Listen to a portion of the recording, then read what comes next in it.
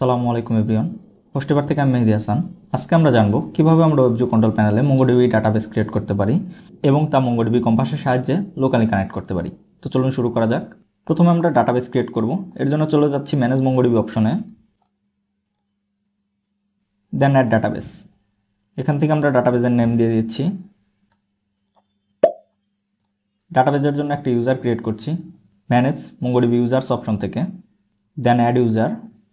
এখান থেকে আমরা দিয়ে দিচ্ছি টেস্ট ইউজার। একটা পাসওয়ার্ড জেনারেট করছি এখান থেকে। পাসওয়ার্ডটা আমরা কপি করে রাখছি, দেন ক্রিয়েট। আমরা ইউজার নেমটাও কপি করে রাখছি। এখন আমরা ইউজারটিকে ডাটাবেসের সাথে অ্যাড করব। এর জন্য add DB user to database, then permission দিব, রিড রাইট পারমিশন দিয়ে দিব, দেন submit changes.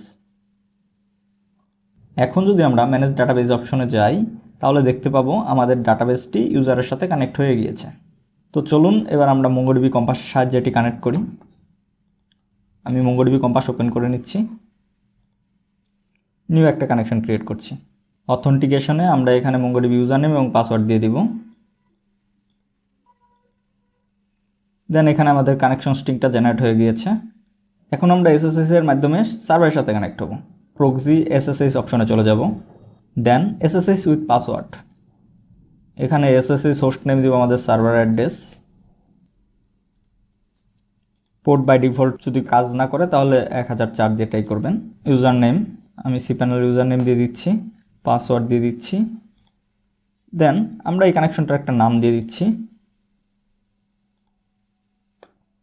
Then save and connect. আমাদের 22 পোর্টে কানেক্ট হচ্ছে না, যার কারণে আমরা 1004 পোর্টে ট্রাই করব।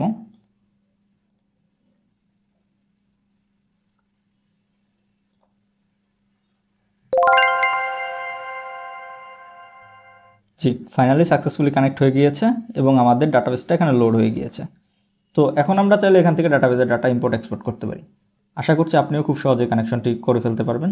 তো দেখা হবে নতুন কোনো টিউটোরিয়াল ভিডিওতে। ততক্ষণ পর্যন্ত ভালো থাকুন, সুস্থ থাকুন। আল্লাহ হাফেজ।